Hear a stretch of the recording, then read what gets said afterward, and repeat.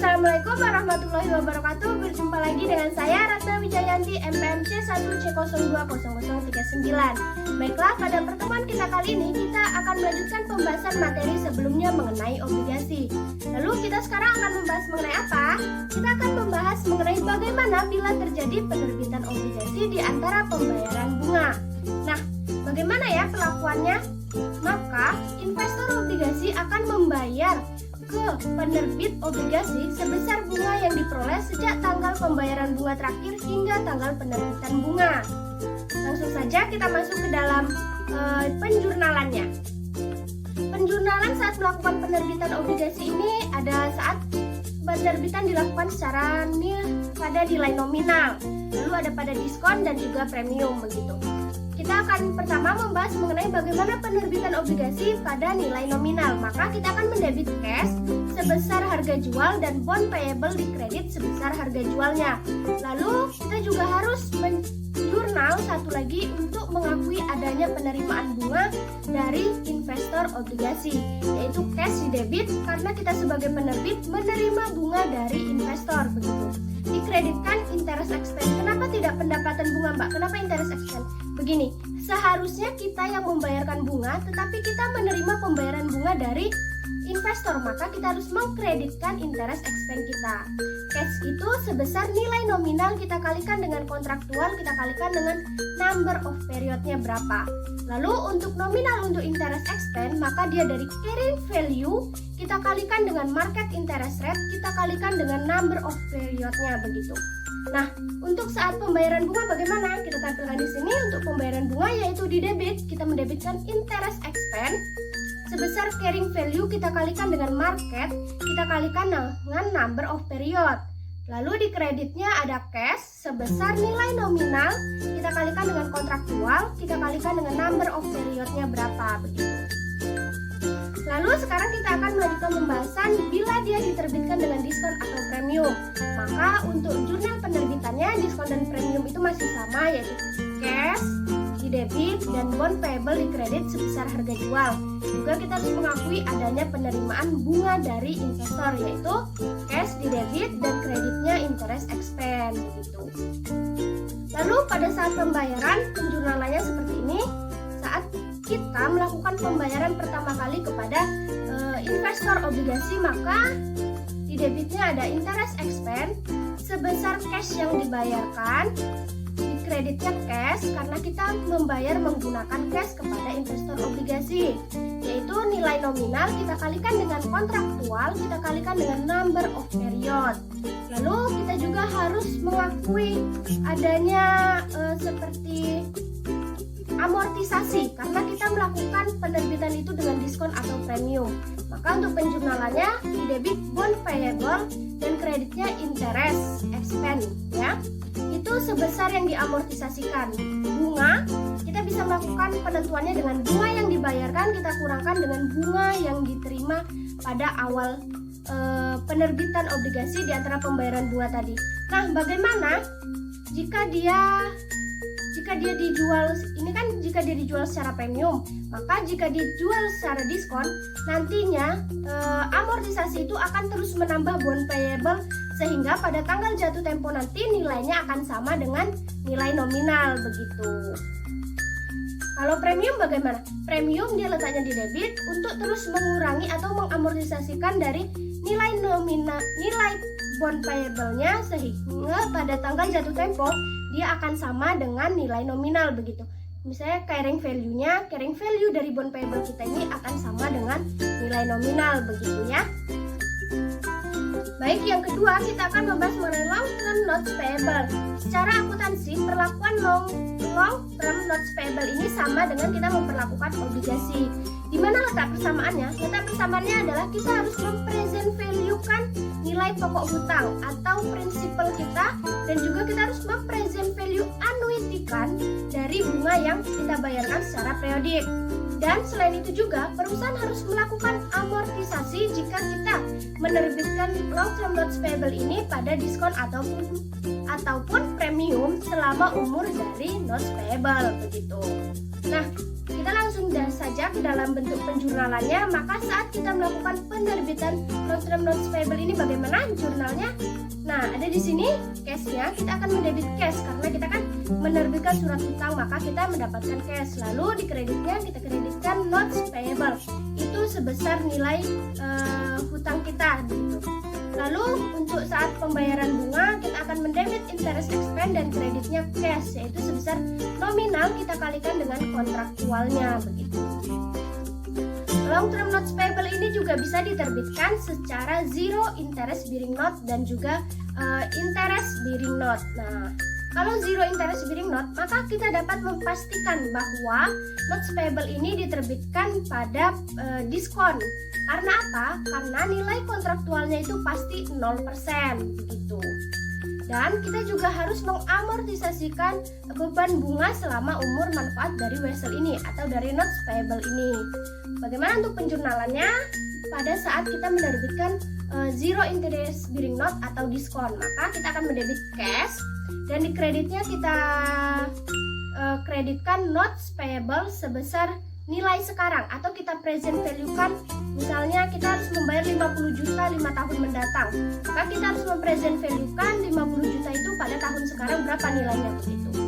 Yang kedua, untuk jurnal pencatatan bunga atau beban bunga itu kita akan mendebit interest expense dan kreditnya notes payable. Karena apa? Kita tadi notes payable di kredit karena kita kan nanti membayar bunga itu untuk terus menambah nilai dari notes payable supaya pada akhir periode atau pada tanggal jatuh tempo nanti nilai dari notes payable ini sama dengan nilai nominalnya begitu. Lalu jika kita melakukan penerbitan dengan interest bearing note bagaimana? Ini untuk penjurnalannya dia sama dengan obligasi. Saat kita menerbitkan obligasi dengan interest bearing note begitu. Kita akan mendebitkan cash, di kreditnya dengan notes payable sebesar present value dari nilai nominalnya begitu, masih sama. Lalu untuk pembayaran bunga bagaimana? Untuk pembayaran bunga maka kita akan mendebit interest expense, lalu di kreditnya notes payable sebesar yang kita amortisasikan, lalu ada cash begitu.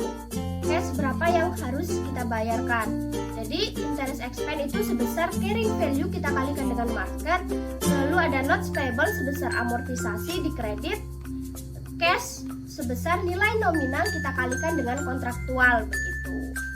Lalu bagaimana jika terjadi penerbitan notes payable dikarenakan kita melakukan pembelian aset atau properti, barang ataupun kita membayar jasa yang telah diberikan pihak lain kepada kita. Maka kita langsung ke dalam penjurnalannya seperti ini. Di debit kita akan mendebitkan nama barang atau nama properti atau nama jasa. Kenapa dia nggak misalnya beban arsitek atau beban reparasi begitu? Tidak, karena kita kan ingat lagi pada prinsip harga perolehan, maka semua biaya yang berkaitan dengan penciptaan suatu produk itu masuk ke dalam nama produknya. Jadi kita buat misalnya nama asetnya plan aset atau real estate atau bangunan building begitu ya. Kita kreditkan cash yaitu sebesar present value dari notes payable tersebut. Nah, untuk bunga yang pencatatan bunga dan amortisasi misalnya pada periode diskon seperti ini ya, interest expense di debit sebesar carrying value kita kalikan dengan marketnya, lalu di kreditnya ada notes payable karena pada diskon maka dia akan terus menambah. Notes payable-nya di kredit sebesar amortisasi, lalu cash itu di kredit sebesar nominal kita kalikan dengan kontraktual begitu. Nah, bagaimana jika dia diterbitkan pada premium, Mbak? Nah, kalau dia diterbitkan pada premium maka interest expense di debit sebesar carrying value kita kalikan dengan market, notes payable-nya di debit sebesar amortisasi dan cash-nya tetap di kredit begitu, sebesar nominal dikalikan dengan kontraktual. Lalu bagaimana jika dia diketahui harga pasar dan nilai wajar? Maka kita tidak perlu melakukan perhitungan present value, atau kita harus memilih mana yang lebih wajar di antara nilai pasar dengan present value-nya atau pencatatan perusahaan begitu. Nah, selanjutnya kita akan membahas mengenai akuntansi pelunasan hutang liabilitas jangka panjang. Yang pertama, jika dia dilunasi tepat pada tanggal jatuh tempo, maka tidak ada masalah, kita akan melunasi sebesar nilai nominalnya. Lalu bagaimana jika terjadi dia dilunasi lebih cepat dari tanggal jatuh temponya? Maka kita harus membayarkan cash yang sesuai dengan tanggal pelunasan. Nah, begitu. Selain itu juga kita akan mengakui adanya untung atau rugi dari pelunasan sebelum tanggal jatuh tempo ini. Dengan cara kita membandingkan nilai yang tercatat atau nilai yang diperhitungkan oleh perusahaan dengan nilai yang sebenarnya kita bayarkan kepada pemberi hutang begitu. Untuk penjurnalan pengakuan untung rugi seperti ini, di debitnya ada bond payable yaitu sebesar carrying amount-nya, dan di kreditnya cash sebesar yang kita bayarkan, dan jika untung maka gain on extinguishment of bondnya itu di kredit. Nah, jika rugi bagaimana Mbak? Jika rugi maka bondnya tetap di debit, di kreditnya loss on extinguishment of bondnya di debit, dan kreditnya baru cash begitu. Kalau untung dia di kredit, kalau rugi dia di debit. Selain itu juga ada juga pelunasan liabilitas jangka panjang ini dengan menyerahkan aset. Jadi kita nggak bayar dengan cash atau lainnya, tapi kita dengan menyerahkan aset tetap perusahaan. Misalnya kita akan mendebit notes payable karena kita melakukan pembayaran hutang yaitu sebesar nilai hutang kita, dan kreditnya ada debitnya, maksud saya di debitnya ada loss on disposal of nama aset yang kita serahkan begitu.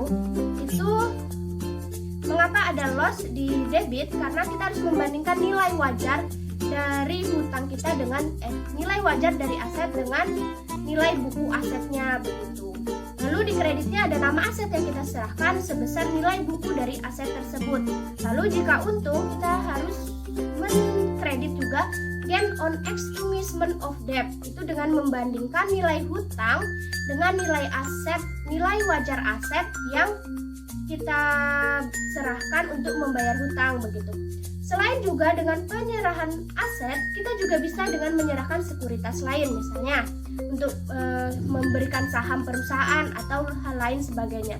Maka kita akan menjurnal, di debitnya ada notes payable sebesar nilai hutang kita, di kreditnya ada share capital ordinary karena kita menerbitkan saham untuk membayar hutang begitu. Maka itu sebesar lembar saham yang diserahkan dikalikan dengan nilai nominal dari saham.